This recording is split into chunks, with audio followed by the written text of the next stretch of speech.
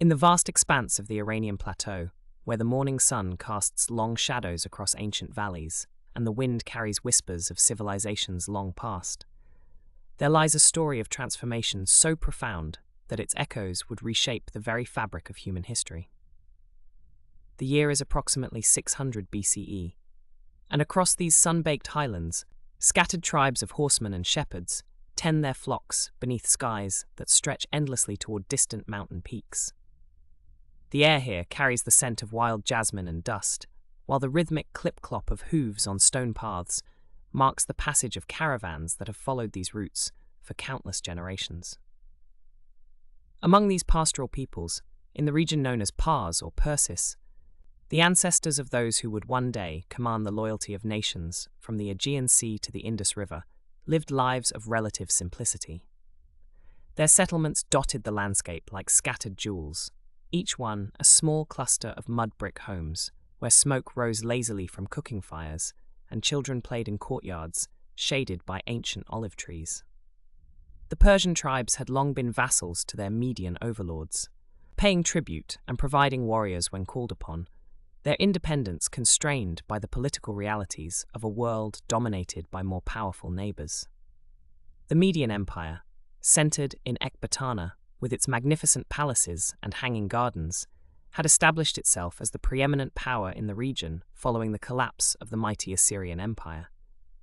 Median kings ruled with an iron fist wrapped in ceremonial silk, their courts filled with the glittering pageantry of absolute monarchy, and their armies renowned for their discipline and ferocity. Yet beneath this veneer of strength lay the inherent fragility of all empires built upon conquest rather than consent, where loyalty was enforced through fear rather than inspired through vision.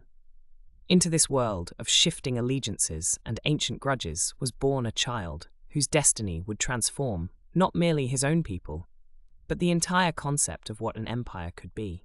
Cyrus, son of Cambyses I, emerged from the Persian heartland around 600 BCE like a seed finding fertile ground after a long winter. The stories of his youth, passed down through generations of storytellers and chronicled by historians both Persian and Greek, speak of a young man possessed of unusual charisma and an almost supernatural ability to inspire devotion in those around him. His early years unfolded against the backdrop of tribal politics and pastoral life, where leadership was earned through demonstrations of courage, wisdom, and an intuitive understanding of human nature. The Persian tribes among whom Cyrus grew to manhood were a people shaped by their environment, their character forged in the crucible of mountain passes and desert winds. These were horsemen par excellence, their skill with bow and spear legendary even among their enemies, their endurance in the saddle matched only by their loyalty to those who earned their respect. The social structure of Persian society differed markedly from the rigid hierarchies that characterized the great urban civilizations of Mesopotamia and Egypt. Here, merit and personal valor could elevate a man's status, and the relationship between ruler and ruled was conceived more as a bond between protector and protected than as the absolute subjugation demanded by traditional despots. As Cyrus matured into leadership, the political landscape of the ancient Near East trembled with the tensions of competing ambitions and conflicting loyalties. The Lydian kingdom under Croesus controlled much of western Anatolia, their wealth from the gold-bearing rivers of their territory making them the envy of neighboring powers. To the east, the sprawling Babylonian Empire maintained its grip on the fertile lands between the Tigris and Euphrates. Their capital city, a wonder of engineering and architectural achievement that drew merchants and pilgrims from across the known world. In Egypt, the pharaohs continued their eternal dance with the cycles of the Nile, their civilization ancient beyond memory and seemingly eternal in its grandeur. Yet it was among the Persians that the seeds of a new kind of empire began to germinate. Nurtured by a vision that would prove more enduring than mere military conquest or economic exploitation. Cyrus possessed an intuitive understanding that lasting power came not from the sword alone, but from the willing cooperation of diverse peoples united under a common banner of justice and prosperity. This insight, revolutionary in its implications, would become the cornerstone of Persian imperial policy and the secret of their unprecedented success in creating a stable, multi-ethnic state that spanned continents. The moment of transformation began, as such moments often do, with what appeared to be a routine political crisis. Astyages, the Median king, had grown suspicious of his Persian vassals and their increasingly popular young leader. The old patterns of imperial control demanded that such potential threats be eliminated before they could mature into open rebellion. Yet, when Astyages moved to assert his authority over the Persians, he encountered not the expected submission of a subordinate people, but the determined resistance of a nation awakening to its own possibilities under the inspired leadership of a man who seemed touched by destiny itself. The rebellion that erupted in 553 BCE was unlike the typical palace coups or provincial uprisings that had punctuated the history of the region. This was a movement that drew its strength not from the ambitions of a single individual, but from a shared vision of what Persian society could become when freed from foreign domination. Cyrus demonstrated an almost preternatural ability to unite the fractious Persian tribes under his banner, weaving together their diverse interests and ancient rivalries into a common cause that transcended traditional tribal boundaries. The early campaigns against Median forces revealed tactical innovations that would become hallmarks of Persian military doctrine. Rather than relying solely on the traditional cavalry charges that had characterized steppe warfare for millennia, Cyrus integrated infantry formations with mounted archers in ways that maximized the strengths of both while minimizing their inherent vulnerabilities. His armies moved with a speed and coordination that confounded enemies accustomed to the more ponderous military traditions of settled civilizations, striking where they were least expected and withdrawing before effective countermeasures could be organized. More significantly, Cyrus's treatment of conquered populations broke with the brutal precedents established by previous conquerors. Where Assyrian kings had ruled through terror and deportation, scattering defeated peoples across their empire to prevent organized resistance, Cyrus chose a path of calculated magnanimity that transformed potential enemies into willing subjects. Local customs were respected, traditional rulers often retained their positions under Persian oversight, and the administrative structures that had evolved over centuries of local governance were adapted rather than destroyed. This approach reflected not merely tactical considerations, but a fundamental philosophical shift in the conception of imperial authority. The Persian Empire that began to take shape under Cyrus's leadership was conceived as a confederation of peoples united under the benevolent protection of the Persian king, rather than as a collection of subject territories exploited for the benefit of a conquering elite. This vision required a delicate balance between central authority and local autonomy, between the need for unified command and respect for cultural diversity, between the imperatives of military necessity and the long-term requirements of administrative efficiency. The transformation of a collection of pastoral tribes into the nucleus of what would become the world's first truly global empire unfolded with a momentum that seemed to surprise even its architects. Within the space of a few short years, the Persian rebellion had evolved into a conquest that swept away the Median Empire and established Persian hegemony over vast territories that had known foreign rule for generations. The speed of this transformation spoke to the depth of popular support that Cyrus had managed to cultivate, as well as to the inherent advantages of his more flexible and inclusive approach to imperial governance. As word of Persian victories spread throughout the ancient world, carried by traders and travelers along the established routes of commerce and communication, the reputation of Cyrus began to take on almost mythical proportions. Here was a conqueror who liberated rather than enslaved, who preserved rather than destroyed, who seemed to embody virtues that even his enemies found difficult to deny. The stage was set for the emergence of an empire that would stretch from the sunrise to the sunset, governed by principles that would influence political thought for millennia to come. The bronze tablets gleamed in the morning light, filtering through the palace windows of Babylon, their cuneiform inscriptions catching shadows that danced across metal surfaces worn smooth by countless hands. Within these ancient halls, where Hammurabi had once proclaimed his code of laws, a different kind of decree was taking shape. One that would echo through millennia as humanity's first recorded declaration of universal rights. The scribes bent over their work with practiced precision, their reed styluses carving symbols that would transform not merely the administration of an empire, but the very concept of how diverse peoples might coexist under a single ruler's dominion. Cyrus the Great stood among the towering pillars of his newly conquered capital, watching as artisans carefully inscribed his revolutionary proclamation onto the curved surface of a clay cylinder. The chamber filled with the soft scraping of tools against terracotta, a sound that seemed to whisper of transformation itself. This was no ordinary royal decree commanding tribute or submission, but something unprecedented in the annals of human governance. A formal recognition that the conquered peoples of his vast dominion possessed inherent rights that even the King of Kings must honor and protect. The cylinder's surface, baked hard in the kilns of Babylon, would preserve these words for posterity.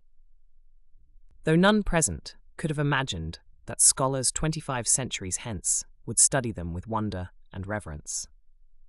The Persian concept of tolerance emerged not from abstract philosophical speculation, but from the practical necessities of ruling an empire that stretched from the Aegean shores to the Indus Valley, encompassing dozens of distinct cultures, languages, and religious traditions.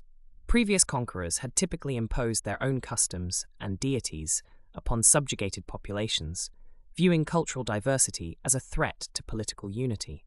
The Assyrians had perfected the brutal art of forced relocation, tearing communities from their ancestral lands and scattering them across distant provinces to prevent rebellion. The Babylonians had similarly transported entire populations, including the Hebrew exile, that gave birth to some of history's most poignant literature of longing and displacement. Cyrus chose a radically different path, one that recognized cultural diversity not as an obstacle to be overcome, but as a source of imperial strength to be carefully cultivated. His court welcomed advisors from every corner of the known world. Median magi with their ancient fire ceremonies, Babylonian astronomers who charted the movements of celestial bodies, Egyptian priests who maintained temples older than memory itself. The administrative language remained Old Persian for official correspondence, but local governance continued in native tongues, allowing conquered peoples to maintain their traditional legal systems and religious practices. This revolutionary approach created not merely an empire held together by fear and force, but a cosmopolitan civilization bound by mutual respect and shared prosperity. The famous Cylinder of Cyrus proclaimed principles that would seem remarkably modern to contemporary readers. Forced labor was prohibited, religious persecution banned, and displaced populations were granted the right to return to their homelands and rebuild their temples. The decree specifically mentioned the restoration of sanctuaries throughout the empire, with royal funds allocated for the reconstruction of shrines that previous conquerors had destroyed or neglected. The Cylinder's text spoke of divine approval for this policy of restoration, claiming that the gods themselves had chosen Cyrus precisely because of his commitment to justice and tolerance. This was not merely political pragmatism disguised as piety, but a genuine theological innovation that portrayed the divine realm itself as fundamentally pluralistic. The implementation of these tolerant policies transformed daily life across the Persian domains in ways both profound and subtle. In the bustling markets of Sardis, Phoenician merchants conducted business alongside Anatolian craftsmen and Persian administrators, their different languages blending into a polyglot symphony of commerce. Sacred festivals proceeded according to ancient calendars, with Persian governors not merely permitting but actively participating in local religious observances. The great temple complexes of Mesopotamia, which had languished under Babylonian rule, experienced a renaissance of construction and scholarship as royal patronage flowed freely to support traditional priestly activities. Perhaps nowhere was this transformation more dramatically evident than in Jerusalem, where Jewish exiles returned from Babylonian captivity to rebuild their temple with Persian gold and Persian blessing. The books of Ezra and Nehemiah preserve detailed accounts of this restoration. describing how Persian officials not only permitted but actively facilitated the reconstruction of Jewish religious life. Royal decrees commanded local governors to provide timber from Lebanese forests, precious metals from imperial treasuries, and safe passage for returning families carrying sacred vessels that Nebuchadnezzar had looted decades earlier. The sound of hammers and chisels once again rang through the city of David as ancient stones rose into familiar patterns, guided by memories kept alive through long years of exile. The Persian administrative system reflected this commitment to diversity through its careful balance of central authority and local autonomy. Satraps, the provincial governors who represented royal power in distant territories, were chosen as much for their understanding of local customs as for their loyalty to the throne. Many were drawn from indigenous aristocracies, men who understood the subtle currents of regional politics and could navigate between imperial demands and traditional expectations. Their courts became centers of cultural synthesis, where Persian artistic motifs merged with local traditions to create distinctive provincial styles that honored both imperial unity and regional identity. Religious tolerance extended beyond mere permission to practice ancestral faiths. It encompassed active royal support for theological diversity and scholarly exchange.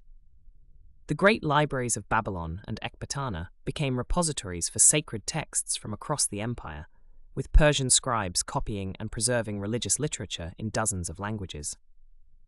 Zoroastrian fire temples shared neighborhoods with Mesopotamian ziggurats, Egyptian shrines, and Greek sanctuaries, their various rituals proceeding simultaneously without conflict or interference. The empire's religious calendar accommodated festivals from every tradition, with royal proclamations marking Babylonian New Year's, Egyptian harvest celebrations, and Judean holy days, with equal ceremony and state support. This revolutionary approach to governance attracted voluntary submission from many peoples who had initially resisted Persian expansion. Faced with a choice between the harsh cultural suppression typical of ancient empires and the generous tolerance offered by Cyrus and his successors, numerous kingdoms chose peaceful incorporation over prolonged warfare. The Persian diplomatic tradition of offering honorable terms to surrendering enemies, combined with guarantees of cultural autonomy, made submission an attractive alternative to destruction. Greek city-states along the Anatolian coast, initially prepared for desperate resistance, found themselves welcomed into an imperial system that demanded tribute but left their fundamental institutions intact. The economic benefits of this tolerant approach soon became apparent as trade flourished along routes protected by Persian arms but governed by Persian justice. Merchants traveled with confidence through territories where their persons and property enjoyed legal protection regardless of their ethnic or religious background. The famous Royal Road, stretching from Sardis to Susa, became a conduit not merely for official communications, but for the free flow of goods, ideas, and peoples across vast distances. Caravanserai offered refuge to travelers from every corner of the known world, their courtyards echoing with conversations in Persian, Aramaic, Greek, Egyptian, and countless other tongues as diverse cultures mingled in peaceful commerce. The intellectual flowering that accompanied Persian tolerance manifested itself in unprecedented scholarly collaboration between traditions that had previously remained isolated from one another. Babylonian astronomers shared their mathematical insights with Persian magi, while Egyptian physicians exchanged medical knowledge with Greek natural philosophers who had settled in Persian territories. The synthesis of diverse intellectual traditions accelerated the development of new fields of knowledge, from advanced metallurgy that combined techniques from different regions to architectural innovations that merged aesthetic principles from various cultures. Libraries and schools flourished under imperial patronage, creating centers of learning that attracted students from across the civilized world. This great experiment in multicultural governance created precedents that would influence political thought for millennia to come. The Persian demonstration that vast empires could maintain stability through inclusion rather than oppression provided a model that later rulers would attempt to emulate with varying degrees of success. Alexander the Great, despite conquering the Persian Empire, adopted many of its administrative practices, and continued its policies of cultural tolerance. The Roman Empire, though more assimilative in its approach, nevertheless incorporated Persian precedents of legal pluralism and religious accommodation. Even in the modern era, the Cyrus Cylinder has been invoked as an ancient charter of human rights, its principles resonating with contemporary ideals of religious freedom and cultural autonomy.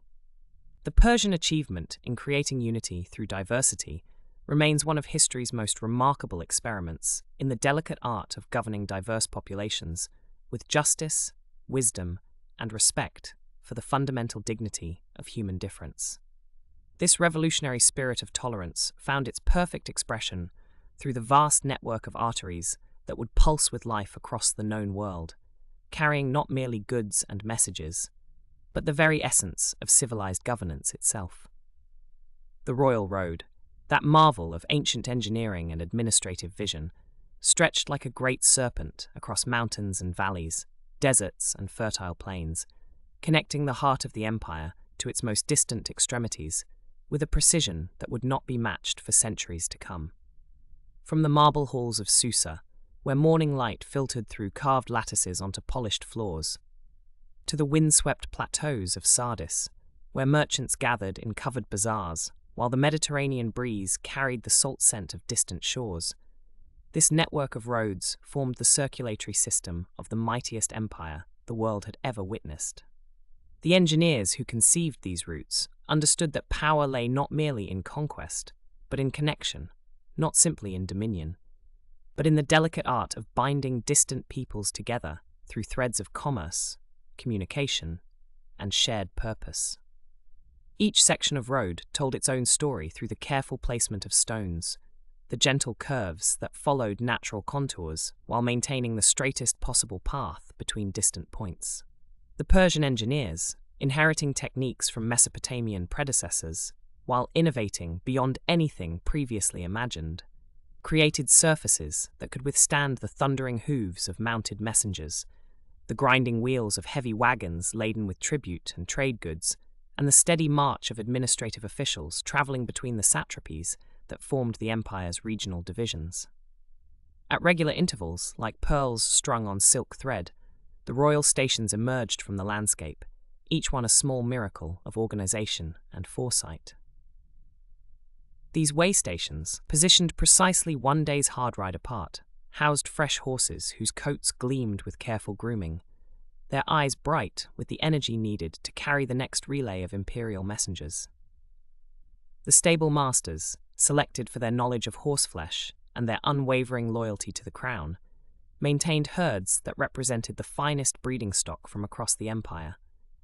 Arabian stallions mixing with sturdy mountain ponies, swift median coursers alongside the patient draft animals needed for heavier loads. Within the comfortable chambers of these stations, travelling officials found not merely rest, but a carefully orchestrated system that reflected the empire's commitment to efficient governance. Soft carpets, woven with intricate patterns, covered floors of fitted stone, while low tables held maps marked with the latest information about road conditions, weather patterns, and the security situations in regions ahead.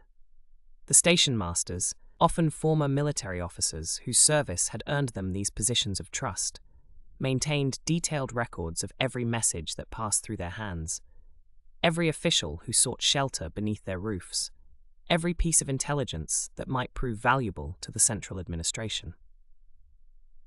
The crown jewel of this system remained the messenger service itself, an institution so revolutionary that it would inspire emulation throughout history. These riders, selected for their endurance, their skill in the saddle, and their absolute discretion, formed an elite corps whose loyalty transcended regional affiliations or personal ambition. They wore the distinctive garments that marked their sacred duty, flowing robes designed for protection against sun and wind, boots crafted from the finest leather to grip stirrups during the most demanding rides, and always the golden badge that opened every door and commanded respect from the highest satrap to the humblest border guard. Through summer heat that shimmered off the road's surface like liquid gold, and winter storms that turned the mountain passes treacherous with ice and driving snow, these messengers maintained their relentless pace. Neither rain nor scorching sun could delay the flow of information that kept the empire functioning. Each rider understanding that the message sealed within his leather pouch might contain orders that would affect the lives of millions, decisions that would shape the destiny of entire provinces, or intelligence that could preserve the peace between distant peoples who had never seen one another's lands. The administrative genius that created this system extended far beyond mere transportation into the subtle art of governance itself.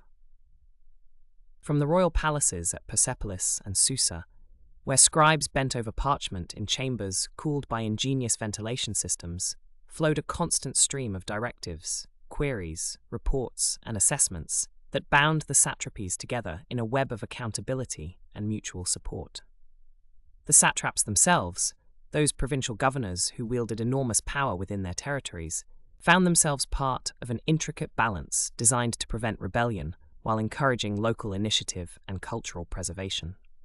Each satrap ruled from a palace that reflected both imperial grandeur and regional traditions, surrounded by gardens where fountains played among flowers native to their particular corner of the world. Yet these same rulers knew that their authority derived from the great king, and that their success depended upon maintaining the delicate equilibrium between local autonomy and imperial unity. Regular inspections by trusted agents of the crown, officials whose movements were often secret but whose authority was absolute, ensured that the system's integrity remained intact across vast distances and diverse populations. The economic implications of this administrative marvel rippled outward through every aspect of imperial life. Merchants planning trading expeditions could rely upon safe passage and standardized regulations from the Aegean coast to the borders of India. Craftsmen specializing in particular skills found their products in demand across continents, as the road system made it profitable to transport luxury goods that had previously been confined to local markets. The standardized coinage that bore the image of the great king facilitated commerce between peoples who spoke different languages and worshipped different gods, creating the world's first truly international economy. Silver darics clinked in pouches carried by travelers who might begin their journeys in Egyptian workshops filled with the scent of cedar and precious oils, continue through Mesopotamian cities where the evening call to prayer echoed from ancient ziggurats, and conclude their business in Iranian highlands where snow-capped peaks caught the first light of dawn. The roads carried not merely goods and messages, but ideas, techniques, and innovations that cross-pollinated between cultures with a freedom that transformed the very nature of human civilization. In the great libraries of Susa and Persepolis, administrators compiled records that revealed the staggering complexity of governing an empire that spanned 3 continents. Inventories of tribute received from distant provinces, detailed accounts of military units stationed along frontier regions, careful assessments of agricultural production and population changes, all flowed along the royal roads to inform decisions made in audience chambers where the great king held court beneath canopies of silk and gold. This vast administrative apparatus, functioning with clockwork precision across distances that strained ancient concepts of space and time, represented humanity's first successful attempt to govern a truly multicultural empire through systematic organization rather than mere force of arms. The royal roads and their supporting infrastructure created something unprecedented in human history, a political system that actually grew stronger as it expanded. Each new province adding to the empire's overall stability rather than threatening it with additional complications and rebellions. From these arterial highways that pulsed with the lifeblood of commerce and communication, travelers would eventually arrive at destinations that defied comprehension. Cities so magnificent, they seemed to have been conjured from the dreams of gods rather than built by mortal hands. The capitals of the Achaemenid Empire rose from the Iranian plateau like crystalline formations, their towering columns and sweeping staircases catching the first light of dawn and holding it throughout the day in surfaces of polished stone that seemed to glow with an inner fire. These were not merely administrative centers or royal residences. but profound statements carved in limestone and marble. Declarations of power that would echo through millennia, long after the last Persian king had fallen silent. Persepolis emerged from the rocky outcrop of Kuhe Ramat, like a vision materializing from the earth itself, its terraced platforms rising in measured steps toward the infinite sky. The very name whispered of its grandeur. The city of Persians, the ceremonial heart of an empire that stretched from the snow-capped peaks of the Hindu Kush to the sun-baked shores of the Mediterranean. Here, on this elevated stage, some 60 feet above the surrounding plain, the greatest architects and artisans of the ancient world had labored for generations to create something unprecedented in human experience. The massive stone platform that formed the foundation of this architectural marvel extended across 33 acres, an artificial mountain hewn from living rock, and fitted together with such precision that even now, 25 centuries later, no blade could slip between the massive blocks. The approach to Persepolis was itself a journey through layers of meaning and majesty, beginning with the grand staircase that swept upward in twin flights of gentle, wide steps. Each riser had been calculated not for hurried ascent, but for the measured pace of procession, allowing dignitaries and tribute-bearers from across the known world to ascend with dignity intact, their elaborate robes flowing behind them as they climbed toward their audience with the King of Kings. The balustrades that flanked these stairs bore carved reliefs of extraordinary delicacy, depicting the eternal struggle between lion and bull, symbols of the seasonal cycle and the cosmic balance that the Persian Empire claimed to maintain across its vast dominions. At the summit of this ceremonial ascent stood the Gate of All Nations, a massive portal that served as both entrance and proclamation. Its towering columns supported a roof that seemed to float effortlessly above, while the walls bore inscriptions in 3 scripts, Old Persian, Elamite, and Babylonian, announcing to all who entered that they stood at the threshold of a realm that encompassed every people under heaven. Flanking the doorways, colossal winged bulls with human heads gazed out with expressions of serene authority, their eyes holding secrets of kingdoms and their beards carved with such meticulous attention that individual curls seemed ready to stir in an unfelt breeze. Beyond this gateway, the Apadana, the great audience hall, stretched across nearly 11,000 square feet, its roof supported by 72 columns that soared 65 feet toward the heavens.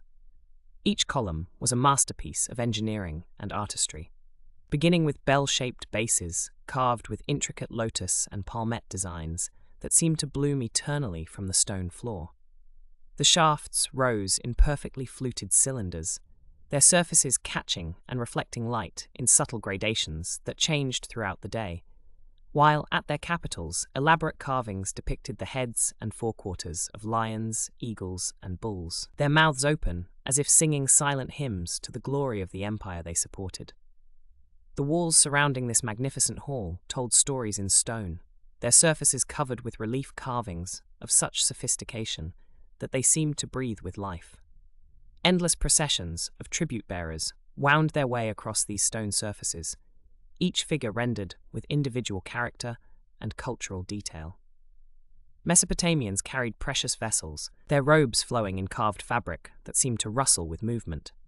Scythians led horses, whose manes appeared to stream in unfelt wind, while Indians guided elephants whose wrinkled skin was suggested with such subtle modeling that shadows seemed to play across their flanks. Ethiopians bore ivory tusks and exotic animals, their faces carved with such care that expressions of dignity and purpose seemed to flicker across features carved in perpetual stone. The hall of 100 columns stood nearby, its forest of stone supports creating an interior landscape of shadows and light that shifted like a living thing as the sun tracked across the sky. Here, in this vast covered space, the business of empire was conducted away from the blazing Persian sun, while courtiers and administrators moved between the columns like figures in a dream, their conversations echoing softly in the stone-filtered air. The ceiling above had once been covered with cedar beams, brought from the forests of Lebanon, their aromatic wood releasing subtle fragrances that mingled with incense and the distant scents of the royal gardens. While Persepolis served as the ceremonial heart of the empire, Susa held claim to being its administrative soul, a city whose roots reached back through millennia to the very dawn of civilization in this region. Here, on the banks of ancient rivers whose names whispered of forgotten peoples, the Achaemenid kings had built a winter capital that rivaled even Persepolis in its splendor. The palace complex at Susa spread across terraces and courtyards like a city within a city, its walls covered with glazed brick reliefs that shimmered with colors so vivid they seemed to pulse with their own inner light. The famous frieze of the archers at Susa demonstrated the Persian mastery of ceramic art raised to levels of unprecedented sophistication.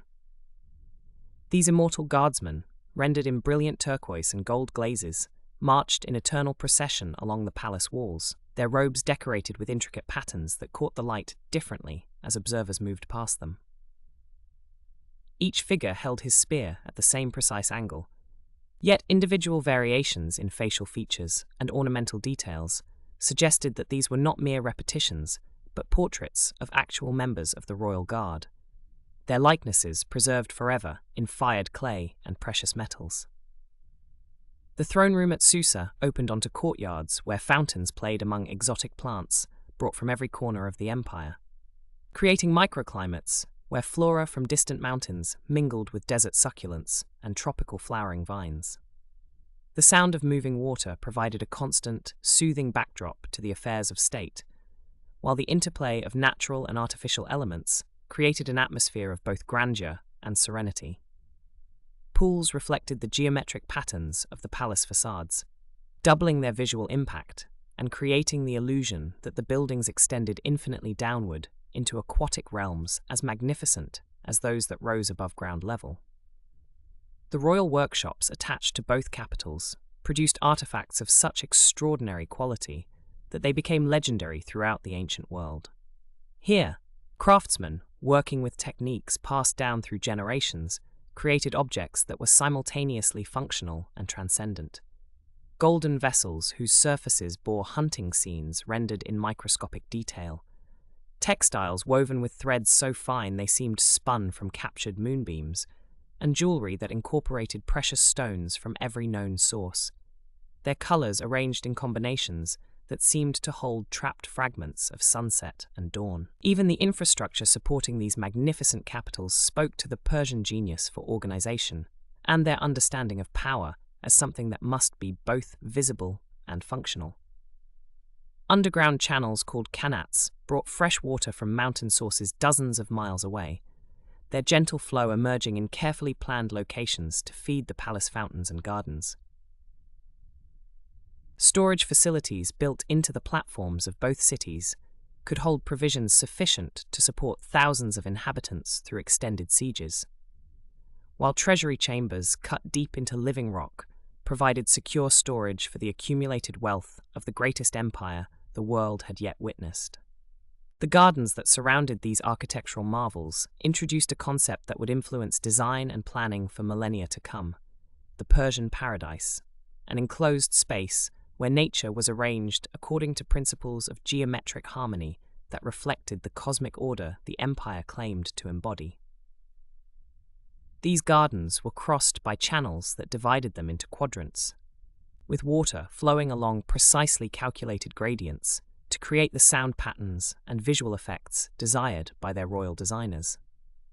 Trees from every climate zone of the empire grew in carefully planned arrangements, their seasonal changes providing an ever-shifting calendar of color and fragrance that marked the passage of time in the most beautiful manner imaginable. Beyond the towering columns of Persepolis and the glazed brick splendor of Susa, the true engine of Persian dominance lay not merely in stone and mortar, but in the disciplined ranks of warriors whose synchronized movements echoed through the vast courtyards of these imperial cities. The rhythmic sound of bronze-scaled armor and leather-wrapped spear shafts created a percussion that seemed to pulse with the very heartbeat of empire. As 10,000 elite soldiers known as the Immortals prepared for campaigns that would stretch across 3 continents.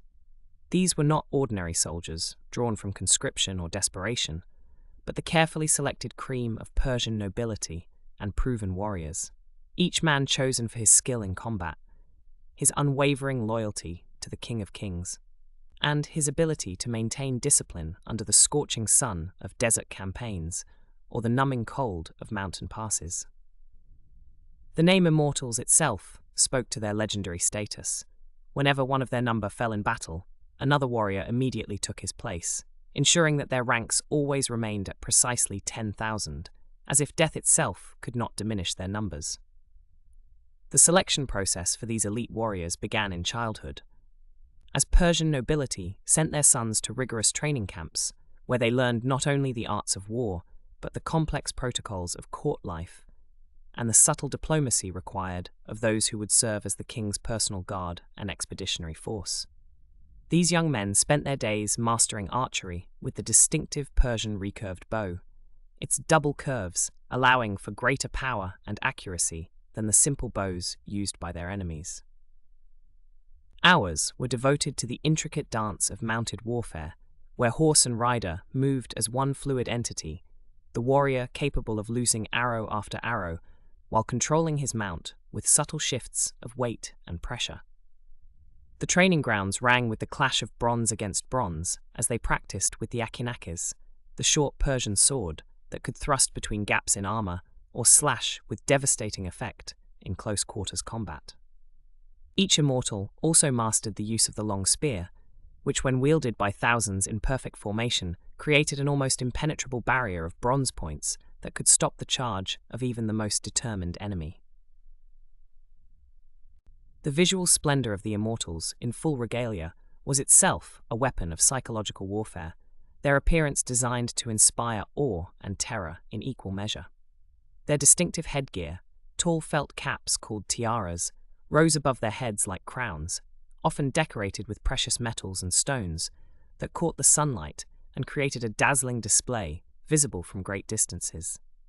Beneath these caps, their beards were carefully groomed and oiled, following the Persian fashion that marked them as civilized men, in contrast to the wild-haired barbarians they often faced in battle.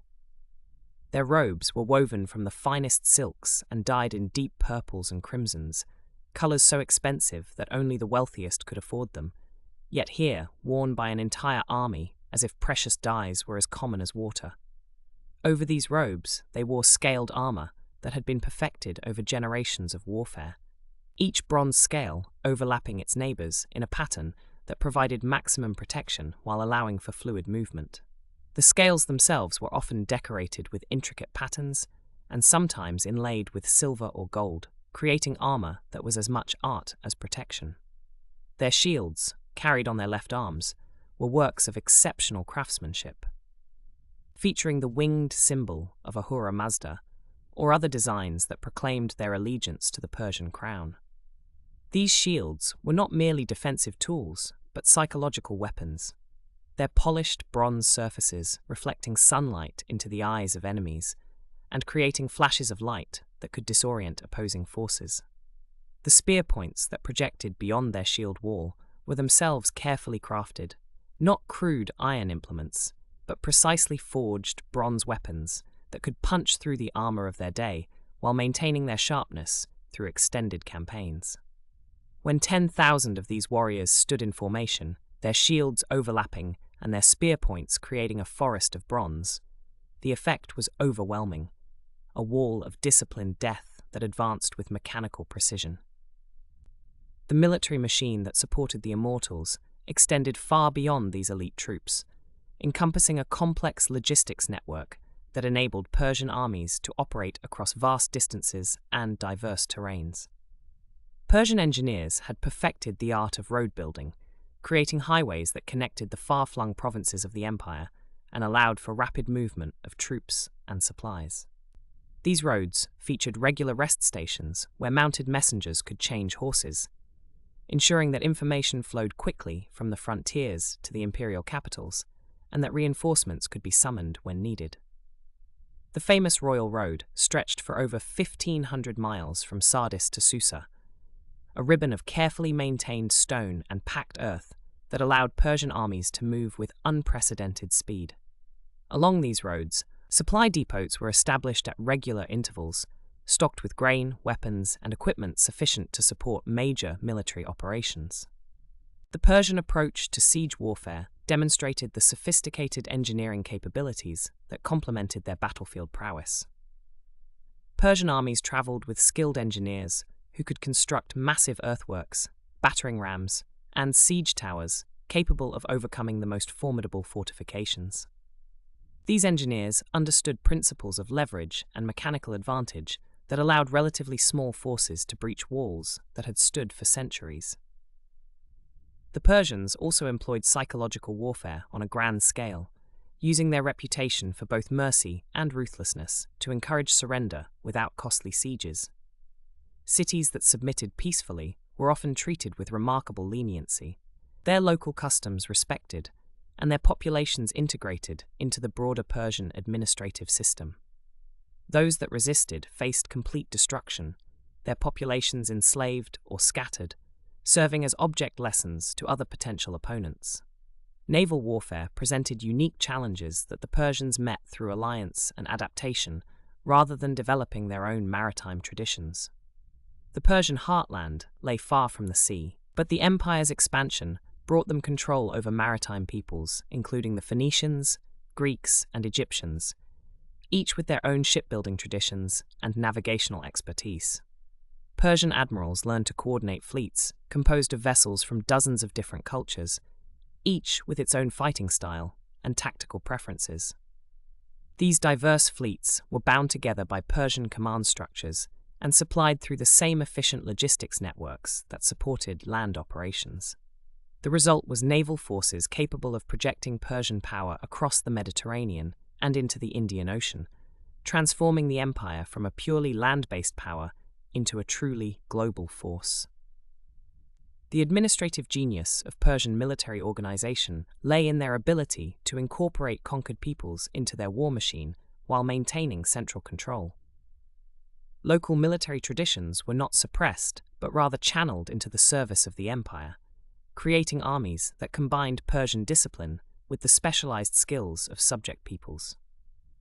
Scythian horse archers brought their nomadic mobility, Greek hoplites contributed their disciplined infantry tactics, and Egyptian engineers provided expertise in river warfare and fortification. This multicultural approach to military organization created forces that could adapt to any terrain or opponent, while maintaining the core Persian values of loyalty to the crown and respect for established authority. The satrap system extended into military affairs, with provincial governors responsible for maintaining local forces, while the immortals served as the strategic reserve and royal guard.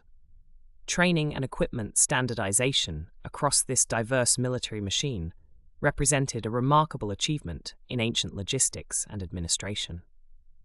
Persian smiths developed standardized patterns for weapons and armor that could be replicated across the empire, ensuring that replacement equipment was always available and that maintenance could be performed by any qualified craftsman. The famous Persian arrows, with their distinctive three-bladed bronze points, were mass-produced in royal workshops and distributed throughout the empire, creating a common ammunition standard that simplified supply operations. Medical corps accompanied major expeditions, trained in techniques for treating battle wounds and maintaining army health during long campaigns in unfamiliar climates. These military physicians carried standardized medical supplies and followed procedures that had been refined through generations of warfare, ensuring that Persian armies could maintain their fighting strength even during extended operations far from home. The psychological impact of this military machine extended far beyond its actual battlefield capabilities, creating a reputation for invincibility that often achieved Persian objectives without the need for actual combat. The mere appearance of Persian armies on the horizon was often sufficient to convince enemies to seek accommodation rather than face destruction. This psychological dominance was carefully cultivated through displays of military pageantry and the systematic spreading of accounts of Persian military prowess. The immortals served not only as an elite fighting force, but as ambassadors of Persian power, their magnificent appearance and disciplined bearing communicating the strength and sophistication of the empire they served. In this way, the military machine of the Achaemenid Empire became both sword and shield, conquering through demonstrated superiority while maintaining control through the ever-present promise of overwhelming force. The vast war machine that had carved out 3 continents now faced its greatest challenge, not on any battlefield, but in the quiet chambers of administration scattered across territories so immense they defied comprehension. Where the immortals had marched with bronze spear points gleaming in foreign sunlight, Persian satraps now sat in halls perfumed with frankincense and cedar, their hands resting not on sword hilts, but on papyrus scrolls that bore the names of 1,000 peoples. The empire that Cyrus had dreamed and Darius had organized stretched from the sun-baked mud villages along the Indus to the marble terraces overlooking the Aegean, encompassing within its boundaries a tapestry of humanity so rich and varied that no single mind could hold all its threads. In the eastern satrapies, where the Hindu Kush mountains caught the first light of dawn, Gandharan craftsmen worked ivory with tools their grandfathers had passed down through generations uncounted. Their workshops filled with the gentle tapping of mallets against bone, creating sculptures where Greek drapery flowed around Buddhist serenity, where Persian royal symbols nestled beside lotus blossoms, where the artistic traditions of 3 civilizations merged as naturally as rivers flowing toward the sea. The Persian satraps who governed these distant provinces walked through bazaars where Sanskrit mixed with Aramaic and Old Persian, where the scent of cardamom and saffron drifted from stalls tended by merchants who paid their taxes in gold dust panned from mountain streams that had never known a Persian footstep before Cyrus's armies arrived. Far to the west, in the satrapies that bordered the Middle Sea, Phoenician ships still plied their ancient routes, their purple sails catching Mediterranean winds that had filled those same canvas sheets for centuries before Cambyses ever looked toward Egypt. The great cities of Tyre and Sidon continued their maritime commerce under Persian oversight, their harbours crowded with vessels carrying cedar from Lebanon's heights, silver from Spanish mines, and amber from the mysterious northern lands beyond the Black Sea. Persian administrators walked these bustling waterfronts where dock workers spoke in tongues the conquerors had never heard, where the cry of seagulls mixed with the calls of traders hawking goods from the edges of the known world, where the salt air carried whispers of islands and coastlines that existed only in sailors' tales and the imaginations of mapmakers. Between these extremes lay the heartland satrapies, each a world unto itself, each contributing its particular genius to the greater Persian symphony. In Babylonia, the ancient ziggurats still rose against the sky like man-made mountains, their steps worn smooth by the feet of priests who maintained rituals older than memory. The cuneiform tablets that recorded grain harvests and festival dates filled archives where Persian scribes worked alongside Babylonian scholars. Both groups bent over clay documents that would preserve the mundane details of daily life for millennia yet unborn. The hanging gardens that Nebuchadnezzar had built for his homesick queen still bloomed in terraced splendor, watered by ingenious systems that lifted river water high above the dusty streets where Persian horses' hooves clicked against stones laid by Chaldean hands. In Egypt, the most ancient of all the empire's satrapies, the Nile continued its eternal rhythm of flood and retreat, blessing the black soil with fertility that had sustained pharaohs for 3,000 years before Persian soldiers ever crossed the desert. The great temples of Karnak and Luxor echoed with chants in hieroglyphic tongues, while Persian governors consulted with Egyptian priests about proper observances and seasonal ceremonies. Scribes worked in the shadow of pyramids, recording tax assessments in Persian cuneiform, while their Egyptian colleagues maintained temple records in the flowing script their ancestors had perfected when the world was young. The sacred ibises still nested in the temple precincts, and the Sphinx gazed eastward across sands that now carried the footprints of Persian messengers racing between Memphis and Persepolis with dispatches that would determine the fate of millions. Northward, in the satrapies that bordered the Euxine Sea, nomadic horsemen who had roamed the steppes since time immemorial found themselves subjects of an empire they could barely comprehend. The Scythians, whose golden ornaments bore the stylized forms of running deer and prowling lions, continued their seasonal migrations across grasslands that stretched beyond horizons. But now, they encountered Persian tax collectors at river fords and mountain passes. Their ancestors had crossed freely for generations.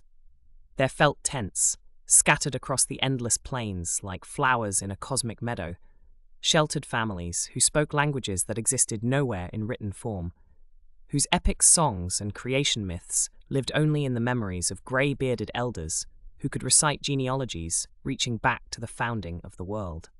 The administrative genius that bound this human constellation together operated through systems so subtle and flexible that subjected peoples often governed themselves without feeling the weight of foreign rule.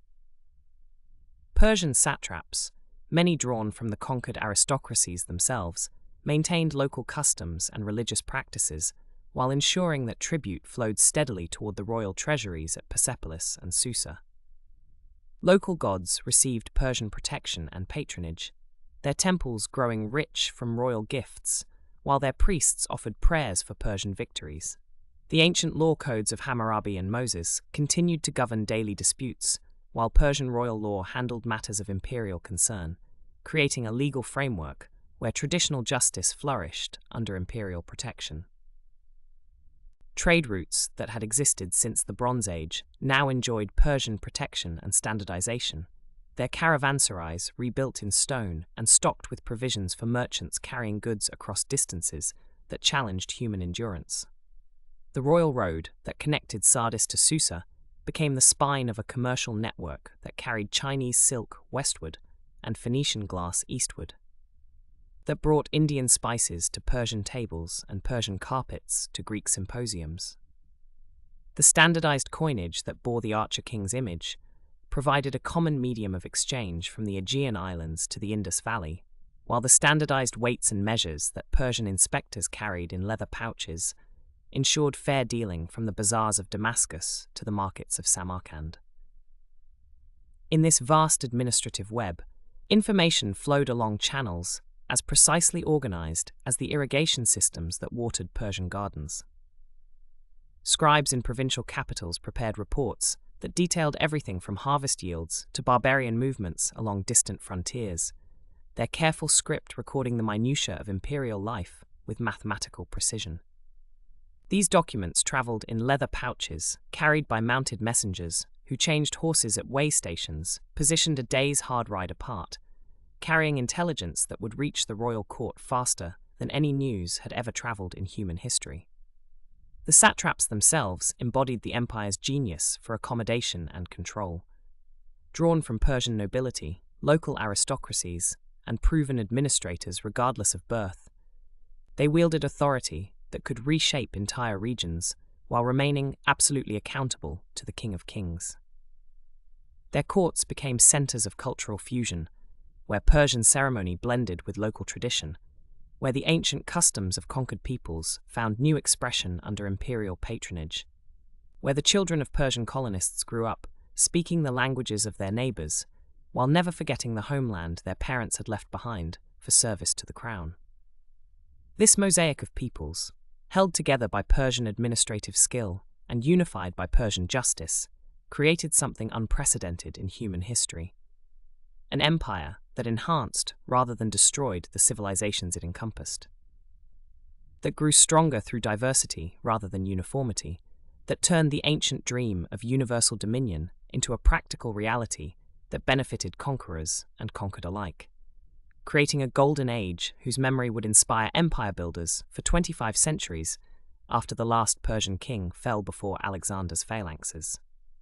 From this vast tapestry of peoples and provinces emerged a ruler who would transform the very essence of empire itself, weaving together the scattered threads of Persian dominion into something unprecedented in human history. Darius I, known to posterity as Darius the Great, ascended to the throne in 522 BCE through circumstances that remain shrouded in the mists of ancient intrigue. Yet his reign would illuminate the world with such brilliance that its glow would endure for millennia. The young nobleman who had served as a spear-bearer to Cambyses' Tikkun possessed a vision that stretched far beyond the horizons of his predecessors, seeing not merely conquest, but the delicate art of lasting governance, not simply dominion, but the symphony of administration that would bind together the known world. The empire that Darius inherited resembled a magnificent but unfinished mosaic, its pieces scattered across 3 continents, yet lacking the unifying design that would transform individual stones into a masterwork of enduring beauty. Rebellions flickered like distant fires across the satrapies, from the ancient cities of Babylonia to the mountain fastnesses of Media. While the great administrative machinery that would become the hallmark of Persian rule remained largely theoretical, existing more in potential than in practice. Darius gazed upon this vast inheritance with the eye of an architect rather than a mere conqueror, recognizing that true power lay not in the ability to seize territory, but in the infinitely more complex art of maintaining it across generations. The first years of his reign unfolded like the careful cultivation of a garden that would eventually span continents, as Darius methodically addressed each rebellion with the precision of a master craftsman, attending to the finest details of his work. The revolts in Babylonia fell silent beneath the weight of Persian organization, while the unrest in Media dissolved like morning mist before the sun of his administrative genius. These were not merely military victories, but demonstrations of a new kind of imperial philosophy, one that recognized that lasting peace could only emerge from the patient work of creating systems that served both ruler and ruled. In the quiet halls of Persepolis, then rising like a stone dream from the Marv-dashed plain, Darius assembled around himself the most capable administrators the world had yet seen, men drawn from every corner of his empire, who brought with them the accumulated wisdom of dozens of civilizations. Here, in chambers where the scent of cedar mingled with the subtle perfumes of distant lands, the great king and his counselors crafted the administrative framework that would become the blueprint for every subsequent empire in human history. The satrap system, inherited from Cyrus but refined to an art form under Darius, emerged not as mere administrative convenience, but as a philosophical statement about the nature of power itself. 23 satrapies stretched like the spokes of a great wheel from the Persian heartland to the distant shores of the Aegean and the mysterious lands beyond the Indus River, each governed by a satrap who wielded the authority of the king himself, yet remained bound by obligations and oversight that prevented the emergence of independent kingdoms. This delicate balance between autonomy and control represented perhaps the greatest administrative achievement in ancient history, creating a system flexible enough to accommodate the vast diversity of Persian subjects, while maintaining the unity essential to imperial survival. The golden highways that began to snake across the empire during Darius's reign carried more than merchants and messengers. They transported the very essence of Persian civilization itself, binding together disparate peoples with bonds stronger than conquest alone could ever forge. The Royal Road, stretching nearly 1,700 miles from Sardis to Susa, became the central nervous system of the empire, its relay stations positioned with mathematical precision to ensure that imperial edicts could travel from the king's council chambers to the remotest provinces with unprecedented speed. Along these roads moved not only the apparatus of government, but the flowing exchange of cultures that would transform the ancient world, as Persian artisans learned the secrets of Greek sculpture, while Greek philosophers absorbed the wisdom of Persian magi, creating a synthesis of human knowledge that had never before existed.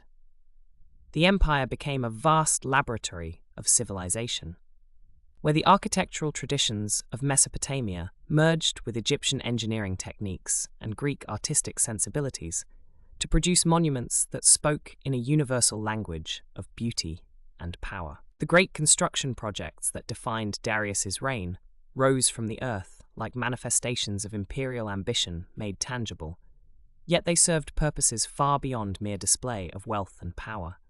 Persepolis, the ceremonial capital that grew ever more magnificent with each passing year, functioned as both a statement of Persian grandeur and a practical demonstration of the empire's ability to mobilize resources and coordinate craftsmanship on an unprecedented scale. The Apadana, its forest of columns supporting a roof that seemed to touch the heavens themselves, welcomed delegations from every corner of the known world, creating a space where the diversity of Persian rule could be celebrated rather than merely tolerated. The administrative innovations that flowed from Darius's court transformed not merely the machinery of government, but the very conception of what empire could be, establishing precedents that would influence rulers from Alexander to Augustus to the caliphs of Baghdad.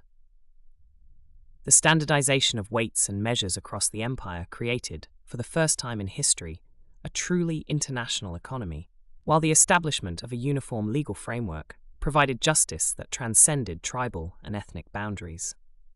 These achievements, technical in nature yet revolutionary in their implications, laid the foundations for a form of governance that prioritized stability and prosperity over the mere exercise of power.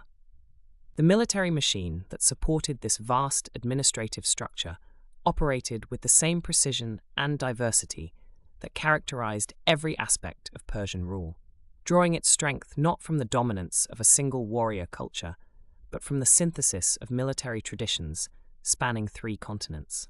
The Immortals, 10,000 strong and never diminished by casualties, represented the elite core of Persian military might.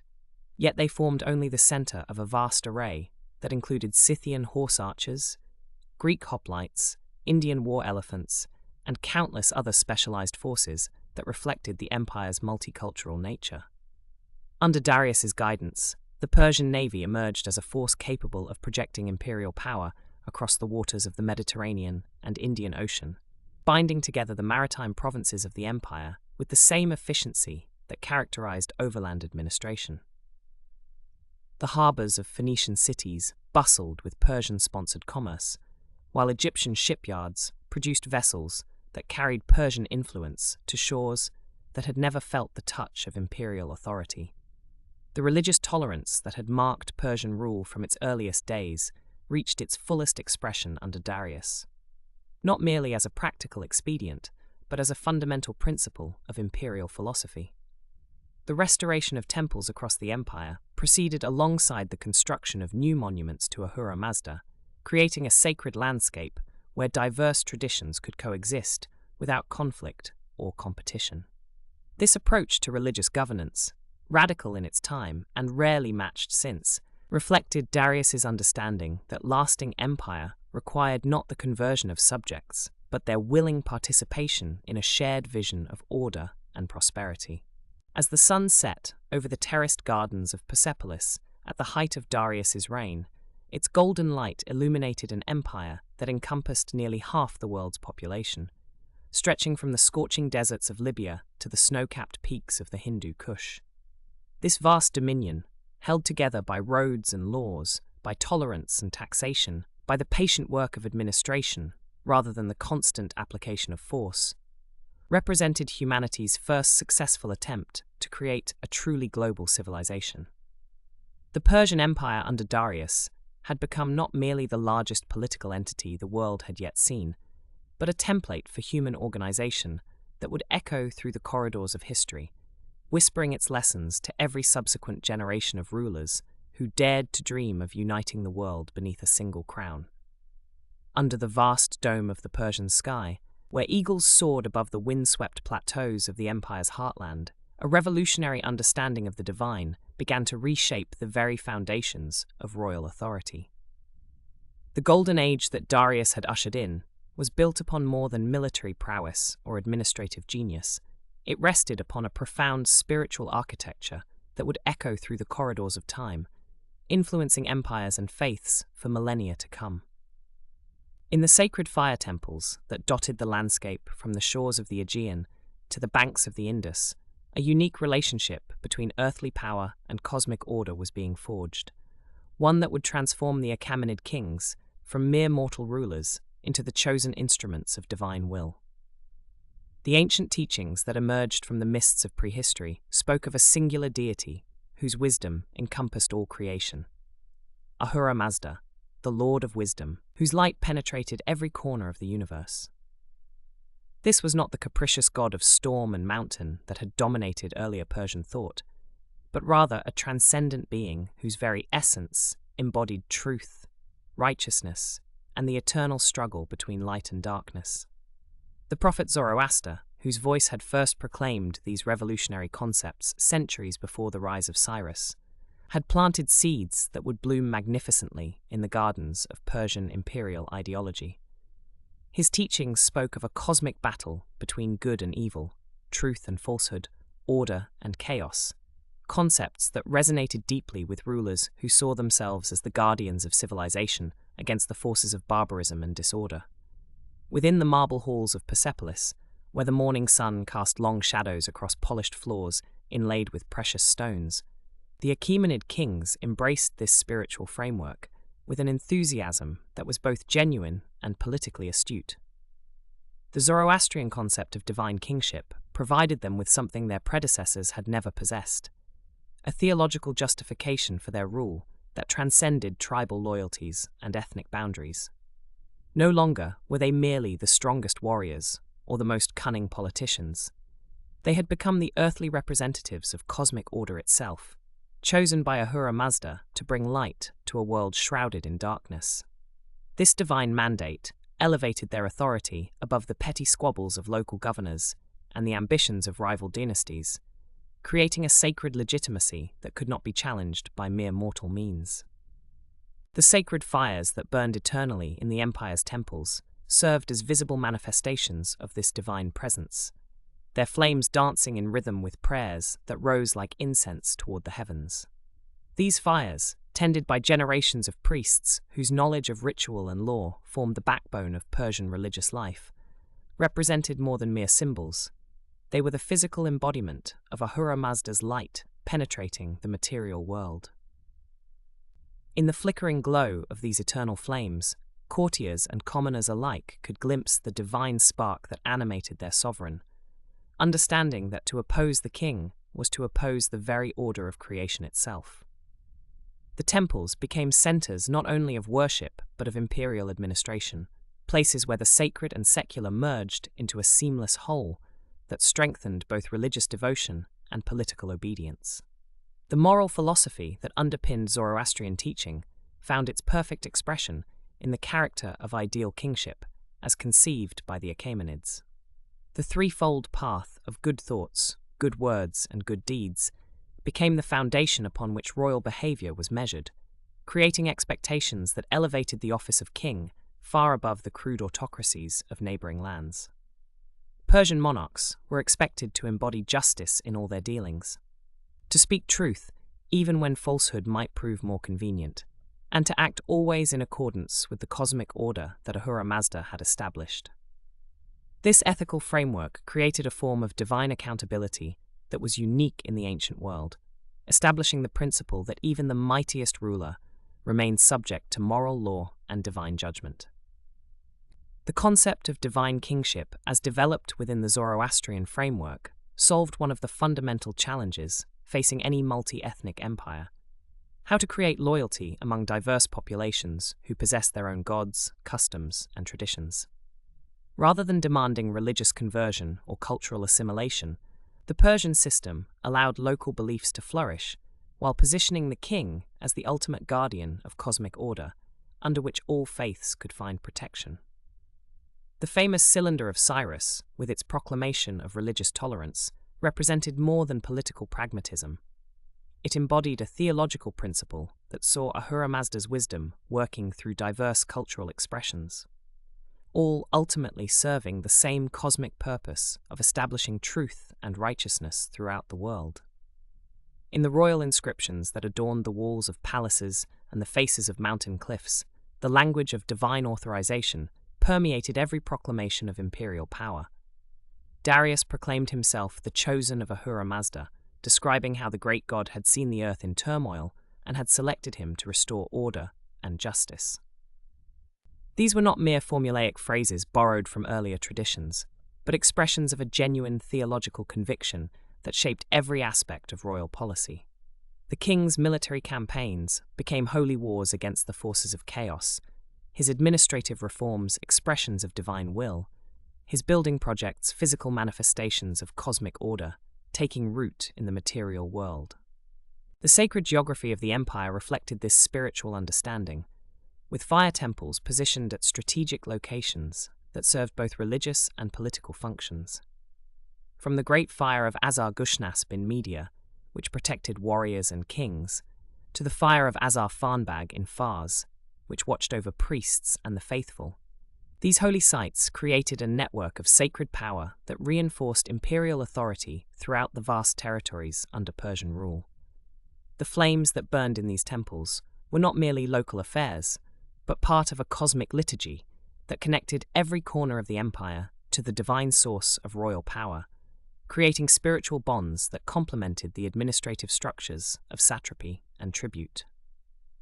The influence of Zoroastrian thought extended deep into the practical governance of the empire, shaping legal codes and administrative practices in ways that reflected theological principles.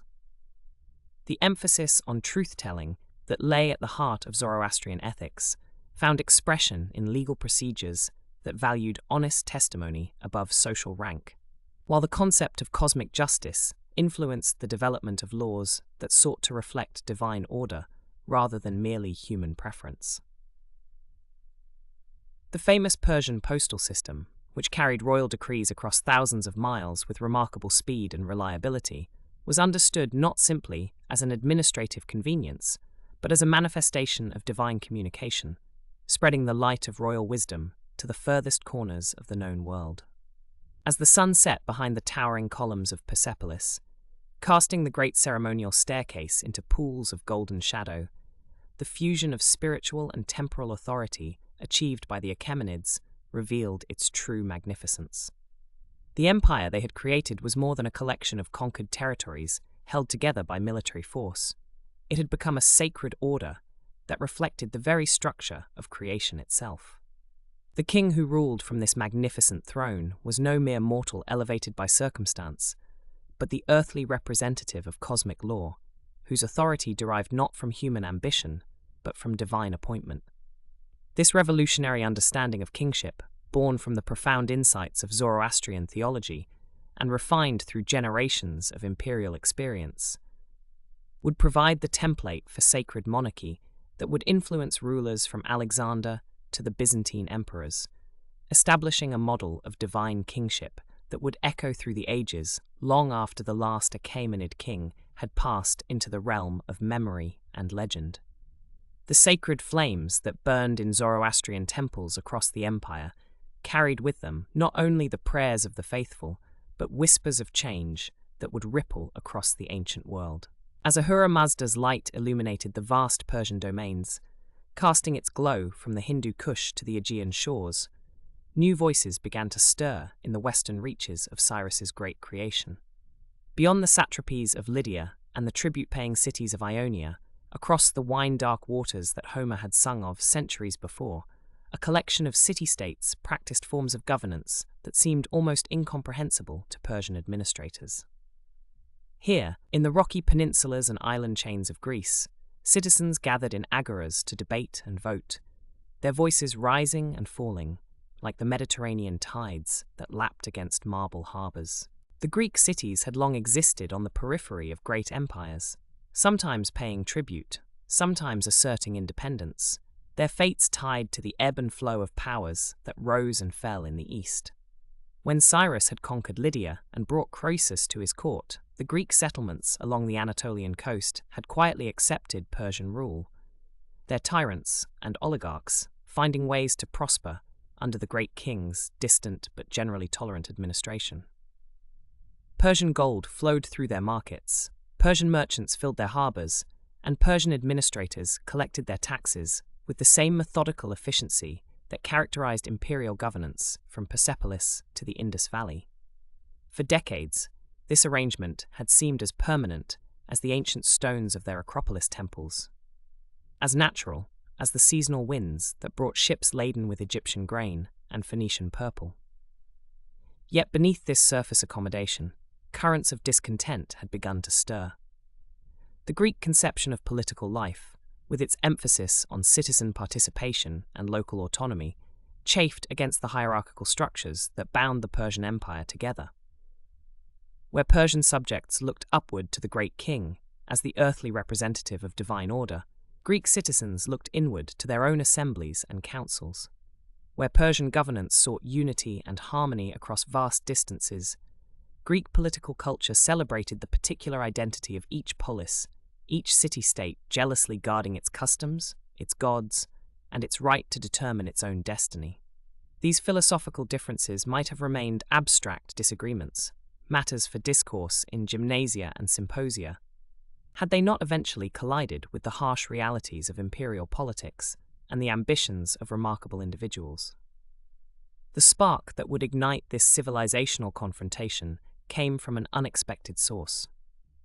Aristagoras of Miletus, a man whose personal ambitions would reshape the relationship between East and West, found himself caught between competing loyalties and failing ventures. His involvement in a disastrous expedition to Naxos, backed by Persian resources, but ending in humiliating defeat, left him facing the wrath of his Persian overlords and the prospect of losing his position as tyrant of one of Ionia's most prosperous cities. Rather than submit to punishment or removal, Aristagoras made a choice that would echo through the centuries. He abdicated his tyranny, proclaimed the restoration of democratic government in Miletus, and began travelling from city to city across Ionia, urging his fellow Greeks to cast off the Persian yoke and reclaim their ancestral freedom. The rebellion that followed unfolded with the tragic inevitability of a great drama, each act building toward catastrophe with relentless momentum. City after city joined the revolt, their citizens tearing down the statues of Persian officials, driving out the garrisons, and proclaiming their independence with the fervour of those who believed they were recovering something sacred that had been stolen from them. The flames of rebellion spread beyond Ionia itself, reaching across the Aegean to find sympathetic ears in Athens, where the young democracy still remembered its own struggles against tyranny and foreign intervention. Athenian ships, their bronze rams cutting through the eastern Mediterranean swells, arrived at Ephesus carrying soldiers and supplies, while Eretrian vessels followed in their wake, both cities drawn into a conflict that would ultimately determine their own fates. The Persian response, when it came, demonstrated both the empire's awesome administrative capabilities and the personal nature of royal authority in the ancient world. Darius, the great king whose architectural monuments still proclaimed Persian glory from the terraces of Persepolis, received news of the rebellion not as a distant administrative problem, but as a personal affront to his sovereignty and his relationship with Ahura Mazda. The burning of Sardis, the ancient capital of Lydia and seat of Persian power in western Anatolia, filled the royal court with smoke that seemed to darken the very air of empire. Persian nobles who had served faithfully in the western satrapies found their reputations tarnished, their competence questioned, their loyalty subjected to the penetrating gaze of royal interrogation. The suppression of the Ionian revolt unfolded with the methodical precision that characterized Persian military operations, each campaign building upon the last, each victory consolidating imperial control more firmly than before. Persian armies, reinforced by contingents from across the empire, moved through Anatolia like an inexorable tide, besieging rebel cities, crushing resistance, and re-establishing the tribute systems that had been disrupted by years of warfare. The siege of Miletus, conducted with engineering expertise that reflected centuries of Persian military experience, ended with the city's destruction and the deportation of its surviving population to distant corners of the empire, a fate that served as both punishment and warning to other would-be rebels. Yet even as Persian forces restored order to the eastern Aegean, the wider implications of the conflict had begun to reshape imperial strategy in ways that would prove fateful for both Persia and Greece. The involvement of Athens and Eretria in supporting the Ionian rebellion had crossed a line that Persian diplomatic tradition could not ignore. These cities had not merely aided rebels within the empire, they had actively attacked Persian territory, burned Persian cities, and challenged the great king's authority in ways that demanded response. The principle of imperial sovereignty, which had allowed the Persian Empire to grow from Cyrus's initial conquests into the vast multinational state that now stretched across 3 continents, required that such challenges be met with overwhelming force and decisive punishment. The expeditions that Darius launched against the Greek mainland emerged from this imperial logic with the inevitability of natural forces. Persian fleets assembled in the harbours of Phoenicia and Ionia, their decks crowded with soldiers drawn from every corner of the empire, their holds filled with the supplies and equipment necessary for campaigns across the unpredictable waters of the Aegean. The first expedition, commanded by Mardonius and sailing along the northern shores of the Aegean, met with disaster when storms off Mount Athos scattered the fleet and claimed hundreds of ships and thousands of lives. Yet this setback only strengthened Persian resolve, demonstrating to the imperial court that the conquest of Greece would require resources and planning on a scale that matched the magnitude of the challenge.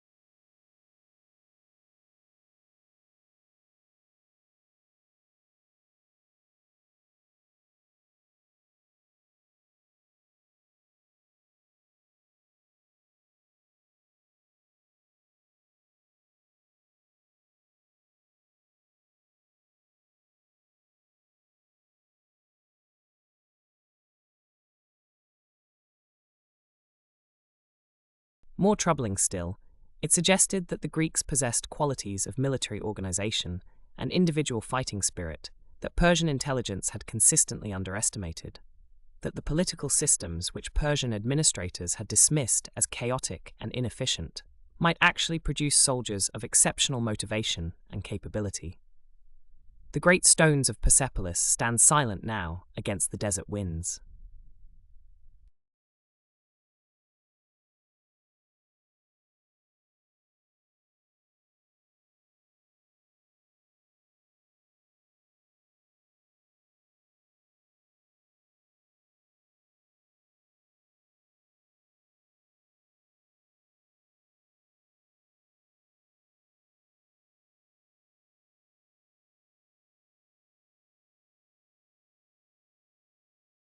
With its unprecedented blend of tolerance and authority, had planted seeds that would bloom in unexpected gardens long after the imperial eagles had ceased to soar over the vast territories from India to Ethiopia. In the administrative centers that once hummed with the business of empire, scribes had developed systems of record-keeping and communication that would become the backbone of civilized governance. The Persian model of satrapies, autonomous provinces bound together by common law, yet free to maintain their local customs, represented a revolutionary approach to managing diversity within unity.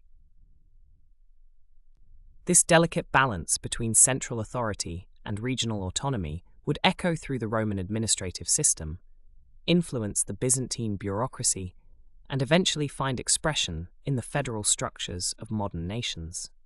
The Persian innovation of allowing conquered peoples to retain their gods, their languages, and their traditions, while participating in a larger imperial framework, created a template for multicultural societies that resonates even today. The royal roads that had carried messages across continents continued to facilitate trade and cultural exchange long after the Persian messenger system had fallen into disuse. These arteries of communication had created the world's first global economy, where goods from the silk markets of China could find their way to the workshops of Damascus, where Indian spices seasoned Persian banquets, and where Greek philosophers debated ideas that had traveled along caravan routes from the libraries of Babylon. The Persian Empire had demonstrated that prosperity flowed not from conquest alone, but from the patient cultivation of trade relationships and the protection of merchants who carried more than goods. They carried ideas, technologies, and dreams across the known world. Persian architectural innovations spread like gentle waves across the Mediterranean and beyond, transforming the very concept of monumental building. The use of massive stone columns, the integration of gardens into palace complexes, the sophisticated systems of irrigation and climate control, all of these Persian contributions would be absorbed and adapted by subsequent civilizations. The hanging gardens that adorned Persian palaces inspired similar projects in Hellenistic kingdoms, while Persian engineering techniques for managing water resources would prove essential to the agricultural prosperity of regions from Mesopotamia to North Africa. The Persian tradition of building with both grandeur and harmony, creating structures that seemed to grow naturally from their landscapes, established aesthetic principles that would influence Islamic architecture and eventually reach the gardens and palaces of medieval Europe. The Persian language itself became a vessel for cultural transmission that would endure for millennia. As the lingua franca of administration and trade across much of Asia, Persian carried with it not just vocabulary, but entire ways of thinking about governance, justice, and social organization. Persian literary forms, the epic poem, the courtly romance, the mystical allegory, would provide frameworks for storytelling traditions that spread from Turkey to India. The great Persian poets like Ferdowsi and later masters like Hafez and Rumi created works that transcended linguistic boundaries, their themes of love, loss, and spiritual longing finding expression in translation across dozens of cultures and languages. Perhaps most significantly, the Persian approach to religious tolerance established patterns of coexistence that would prove crucial to the survival of minority faiths and the development of theological thought. The Persian protection of Jewish communities and support for the rebuilding of the Jerusalem Temple created conditions that allowed Judaism to flourish and evolve. Persian respect for local religious traditions meant that ancient practices and beliefs survived the transition between empires, preserving wisdom traditions that might otherwise have been lost. This Persian legacy of religious pluralism would later influence Islamic concepts of dhimmi, protected peoples, and contribute to the remarkable religious diversity that characterized many Islamic societies at their peak. The Persian concept of kingship as a sacred trust, embodied in the figure of the king as the earthly representative of divine justice, profoundly influenced concepts of monarchy that spread throughout the ancient world. The elaborate court ceremonies, the emphasis on the ruler's responsibility to protect the weak and maintain cosmic order, the integration of royal authority with religious sanction, all of these Persian innovations would be adopted and adapted by subsequent dynasties from the Seleucids to the Sassanids to the Islamic caliphates. The Persian notion that legitimate rule required both temporal power and spiritual authority created templates for kingship that would endure well into the medieval period and beyond. Even in defeat, Persian cultural influence continued to flow through the veins of the ancient world. Alexander's successors, despite their Greek heritage, adopted Persian administrative practices, Persian ceremonial forms, and Persian approaches to managing diverse populations. The Hellenistic kingdoms that emerged from Alexander's empire were Persian as much as Greek in their fundamental character, blending Greek intellectual traditions with Persian practical wisdom in governance and administration. Roman emperors, though they would have bristled at the comparison, ruled an empire that bore striking resemblances to the Persian model in its scope, its diversity, and its methods of control. The Persian influence on early Christianity proved equally profound, though often unrecognized. The Persian Zoroastrian emphasis on the cosmic struggle between good and evil, the importance of individual moral choice, the promise of resurrection and final judgment. All of these theological concepts found their way into Christian thought through the complex cultural exchanges of the Hellenistic period. Persian artistic motifs and architectural forms influenced the development of Christian iconography and church design, while Persian administrative models provided frameworks that early Christian communities would adapt for their own organizational needs. As centuries passed and new empires rose and fell, the Persian legacy became so thoroughly integrated into the fabric of civilization that its origins were often forgotten. Medieval Islamic scholars preserved Persian philosophical and scientific texts, ensuring that Persian contributions to mathematics, astronomy, and medicine continued to influence intellectual development. Persian poetic forms and literary conventions shaped the development of vernacular literatures from Spain to Indonesia. Persian garden design influenced Islamic concepts of paradise and eventually contributed to the formal gardens of Renaissance Europe. The Persian understanding of empire as a system for creating prosperity through diversity rather than uniformity would prove remarkably prescient. In an age when many conquerors sought to impose their own culture and religion on subject peoples, the Persians demonstrated that strength could come from embracing difference, that stability could emerge from allowing local traditions to flourish within a larger framework of law and order. This Persian wisdom about the management of diversity would prove increasingly relevant as human societies grew more complex and interconnected. Tonight, as desert winds whisper across the ruins of ancient palaces, the Persian legacy continues its quiet work of transformation. In every federal system that balances central authority with local autonomy, in every multicultural society that seeks unity within diversity, in every administrative system that operates across vast distances and different cultures, something of the Persian genius for governance persists. The great experiment that began 25 centuries ago in the highlands of Iran continues still, its lessons as relevant now as they were when Cyrus first proclaimed his vision of an empire where all peoples could find a place.